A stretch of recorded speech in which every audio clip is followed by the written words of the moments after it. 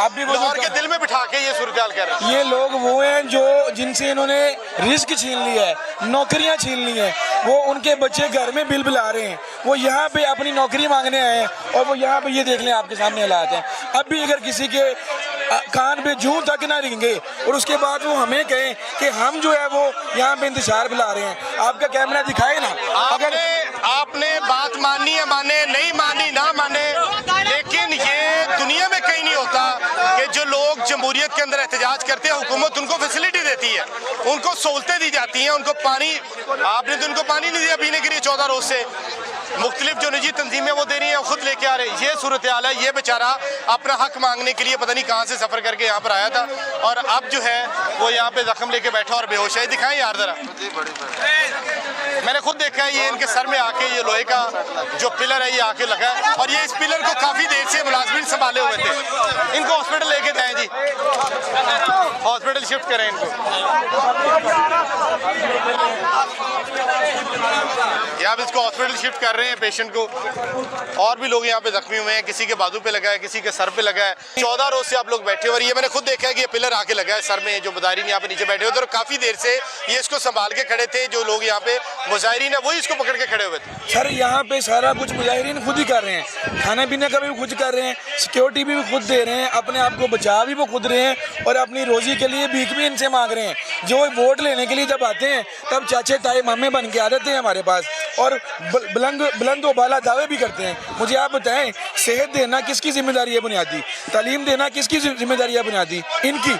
ये अपने एसी वाले कमरों में बैठे हैं, 800% तनख्वाहें बढ़ा रहे हैं और हमें कह रहे हैं कि इन गरीबों के लिए हमारे पास तनख्वाह भी नहीं है, पेंशन भी नहीं है, ग्रेजुएटी भी नहीं है, बाहर में जाओ। हमें इससे भी शायद कोई इतराज़ ना होता। ऊपर से ये हमें कह रहे हैं कि हम दहशतगर्द हैं, हम इंतशार फैला रहे हैं, आप हक मांग रहे हैं, हम इंतशार फैला रहे हैं और ये इस मुल्क में नया निज़ाम राइज करने जा रहे हैं। Might is right. हमने ये जगह क्यों चुनी? ये जो सामने बिल्डिंग है ये एक पाकिस्तान है।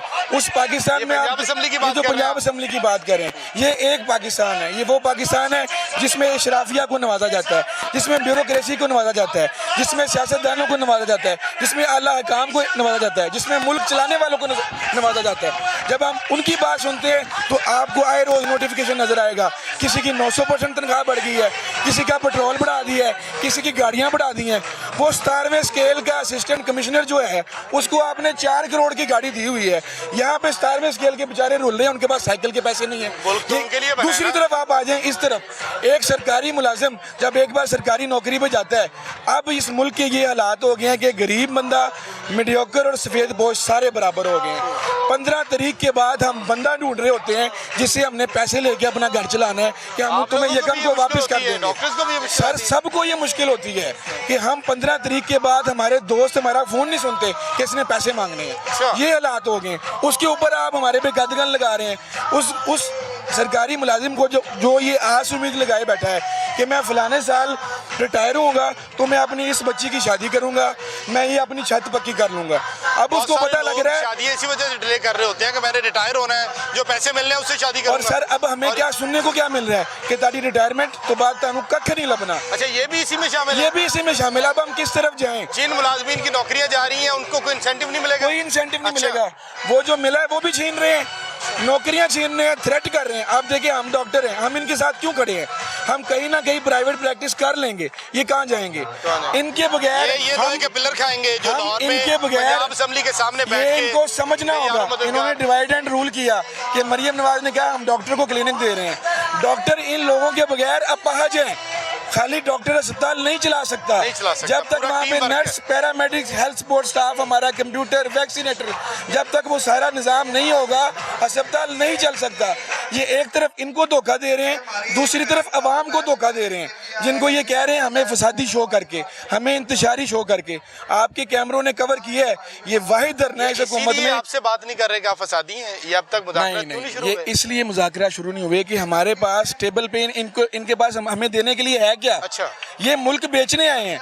इन्होंने ये सोच लिया है, ये अपने हल्का बाब में कह रहे हैं कि वो बाहर बैठे गालियां निकालने हैं, निकालने दो, हमें तो अरबों का फायदा हो रहा है ना। अच्छा अच्छा, ये बातें पहुंची हैं आप तक? ये बातें पहुंची हैं, आप देखें। लेकिन वो तो कहते हैं कि आउटसोर्स इसलिए कर रहे हैं क्योंकि ये काम नहीं करता अमला, डॉक्टर काम नहीं करते, ये इतना स्टाफ यहाँ पे बैठा है ये काम नहीं करते, इसलिए मजबूरी है कि हमने काम करवाना है। सर ये बात मैं आपके कैमरे के तवज्जुह से कहता हूँ, टेबल पे आके इन कैमरा हमारे साथ ये बात करें और हमें टेबल पे हरा दें, हम अगले सेकंड ये धरना उठा के चले जाएंगे।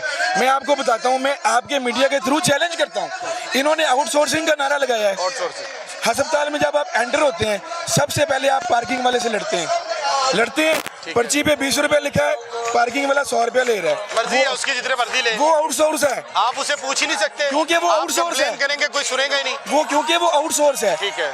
कभी आप सरकारी अस्पताल के सफाई के निज़ाम से मुतमिन हैं? आप बताएं, आपको ढेर नजर आते हैं गंदगी के? वो आउटसोर्स हैं। अच्छा। आपको कैफेटेरिया में जो कैंटीनें हैं वो आउटसोर्स हैं। हम अंदर से मरीजों को ठीक करके भेजते हैं, ये बाहर 2 नंबर पानी 2 नंबर खाना खिला के मरीज को यरकान करके फिर अंदर भेज देते हैं। क्या उसका कोई ऑडिट है? आप उसका पहले ऑडिट करें, हमें बताएं।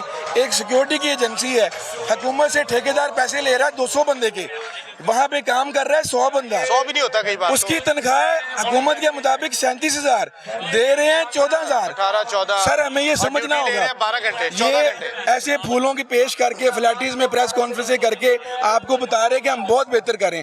आप इनसे ये सवाल करें, ये भाग जाएं। बिल्कुल मुख्तलिफ है सर हम नई आउटसोर्सिंग को तो गोली मारें, जो इन्होंने पुरानी की हुई है उसका ऑडिट तो कर लें। हमारे सामने वो पेपर लेके आके हमारे मुंह पे मारे अगर ये ठीक है तो। ये हमें बताएं कि 200 बंदे की सिक्योरिटी के पैसे कहाँ जा रहे हैं, वो किस ठेकेदार के पास है, वो किस MPA MNA का यार दोस्त है, वो किस ब्यूरोक्रेट का यार दोस्त है। मुझे ये बताएं कि अगर मुज़ाकरात नहीं होंगे 14 रोज से तो नहीं हुए तो क्या करेंगे, नेक्स्ट अमल क्या है? सर आप मुझे बता दें, मैं हूं ना, अगर मेरे से आपने जरिया मांस छीन ली है, मेरे से मेरी रोटी छीन ली है, तो मेरा दीन मुझे इजाज़त दे रहा है कि मैं हराम चीज़ खा सकता हूं अगर मेरी ज़िंदगी पे बनना ही है। मेरा दीन मुझे इजाज़त दे रहा है, तो हम क्या करेंगे? फिर हम खुदकुशियाँ भी करेंगे। अगर बात हमारे मरने पे आ गई तो हम अकेले नहीं मरेंगे, इनको साथ लेके मरेंगे। यानी आप कह रहे हैं कि हम खड़े हैं, अपना हक लेके जाएंगे सर, और उसके हुकूमत कह अलावा रही है कि आप थक के जाएंगे, उसके ये सोच रहे हैं वो। उसके अलावा ऑप्शन ही कोई नहीं है, हम कहाँ जाएं? ये जो 15 दिन से मुझे आप एक बात बताएं, एक औरत एक दिन के लिए घर से निकले तो घर का निज़ाम चलता है? सिस्टम पूरा खराब हो जाता है, पूरा सिस्टम खराब हो जाता है। ये वो माँ जो अपने आप को बच्चों पे कुर्बान कर देती है, वो अपने बच्चे छोड़ के 15-15 दिन से यहाँ बैठी है, ऐसे इसका मतलब है कि वो वापस जाएंगे? ये इनकी खाम ख्याली है। बैकडोर भी किसी ने राब्ता नहीं किया आपसे? सर बैकडोर जितने भी राब्ते हैं वो कह रहे हैं हमारे बस में कुछ नहीं है। अच्छा, ये कौन कह रहा है? कल हमारा डेलीगेट असेंबली में गया, 40-50 MPA MNA थे, वो हमें ये तो ज़रूर कहते हैं कि आपके साथ जुल्म हो रहा है। ये पुलिस वाले हमें ये ज़रूर कहते हैं आपके साथ जुल्म हो रहा है, हमारी भी बारी आने वाली है। पुलिस वाले भी डर रहे हैं कि हमारी बारी आने वाली है, लेकिन सब क्या कहते हैं? हमारे बस में नहीं है। MPs ने पंजाब असेंबली जहाँ पे आप बैठे हुए हैं, उन्होंने आपसे कहा कि आप ठीक हैं लेकिन हम कुछ नहीं कर सकते, तो जब वो भी नहीं कर सकते तो फिर कौन कर सकता? सर अब यही हमें समझ नहीं आ रही कि हमारी रियासत को चला कौन रहा है, मैंडेट किसके पास है। हमने बात को गलत गाइड किया गया है, ब्रीफिंग गलत दी गई हो, हम समझते हैं, बिल्कुल समझते हैं, लेकिन CM साहिबा ये एक नैरेटिव है। हम मानते हैं कि उनके सेक्रेटरी ने उनको गलत गाइड किया, हम मानते हैं कि उसने सब अच्छे की रिपोर्ट दी, लेकिन क्या उन्हें नजर नहीं आ रहा ये सड़क लाहौर का दिल है, 15 दिन से बंद है? क्या उन्होंने इतना भी बॉदर नहीं किया कि एक और टीम भेज के देख लें? क्या आपके मीडिया के कैमरे दिखा नहीं रहे? क्या आपके मीडिया के कैमरे दिखा नहीं रहे? क्या रोजाना चल नहीं रहा? उनके कान पे जून तक रिंगी है। उन्होंने एक नैरेटिव अवाम में देना चाह रहे हैं कि हम इंतशारी है। ये नैरेटिव हर दफा इनका कामयाब होता था कि कहीं ना कहीं मीडिया मैनेज करके, ब्यूरोक्रेसी मैनेज करके, अस्पतालों में फेक चीज़ें चला के ये मैनेज करते थे। अब ये वो रौला नहीं है। अब ये समझें, ये किसी की तनख्वाह बढ़ाने के लिए हम नहीं आए, ये किसी की नौकरी बहाल कराने के लिए नहीं आए, किसी का सर्विस स्ट्रक्चर लेने नहीं आए, हम अपना रिस्क लेने आए हैं। जो अल्लाह ने हमारे से वादा किया है, हमने मेहनत करके वो अर्न किया है। इनकी तरह बैकडोर से नहीं आए, इनकी तरह हमारे बाप बड़े नहीं हैं, हम मेहनत करके आए हैं। मुझे बताएं कि जो लोग कॉन्ट्रैक्ट के ऊपर जिनको रखा जाता है, उनके कॉन्ट्रैक्ट में चीज़ शामिल होती है कि आपको जब मर्जी हम निकाल सकते हैं? बिल्कुल होती है शामिल, बिल्कुल शामिल। गवर्नमेंट इसी की प्ली ले रही हो कि हमने तो कॉन्ट्रैक्ट दिया हुआ है, उसमें तो ये शामिल था कि आपको जब मर्जी हम फारिग कर सकते हैं। सर ये असल इशू क्या है? हम यही तो इस तरफ जा, आहिस्ता आहिस्ता ये चीज़ें आहिस्ता शुरू नहीं हुई, ये आहिस्ता आहिस्ता प्राइवेटाइजेशन की तरफ जा रहे हैं, ये निजकारी की तरफ इस तरह ही जा रहे हैं। अस्पतालों में इन्होंने पता ही नहीं चलने दिया, जिस तरह मैंने पहले बात की कि आधा अस्पताल तो बेच दिया। सेहत भी अपना सफाई भी दे दी, पार्किंग भी दे दी, कैंटीनें भी दे दी, अब म्यों की फार्मेसी भी दे दी, अच्छा, तो रह क्या गया? ठीक है, पैथोलॉजी भी दे दी। तो जो गरीब मरीज आता था चल के आपके पास दूर से कि मैं अस्पतालों फ्री टेस्ट करा आना वा, मैं अस्पतालों फ्री दवाइयाँ ले आना, वो तो उन्होंने पहले ही कर दिया है। ठीक है, आप तो समझते ये हैं स्टेप कि वाइज चल रहे हैं। जो पहले चीजें आउटसोर्स की हैं, आप समझते हैं कि वो कामयाब इसी नहीं हुआ तरह मॉडल? अगर इनको कॉन्ट्रैक्ट दिया है, हमें डॉग दिया है, साथ ड्रामेबाजियां क्या लगाते हैं कि हमने लिखा हुआ है लेकिन आपको एक्सटेंशन दे देंगे।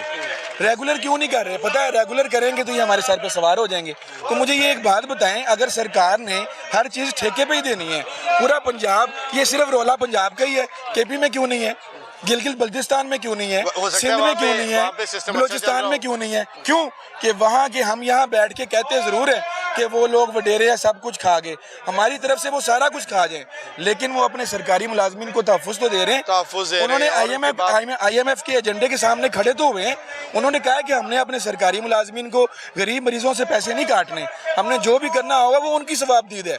हम इस पे तो उनका शुक्रिया अदा करते हैं। ये पंजाब भी गुड बॉय बना हुआ है, ये पंजाब भी कह रहे हैं, बहुत ज्यादा खराब ये होती जा सबसे रही बड़ा है। वादा इन्होंने किया है। और ये जो सैकड़ों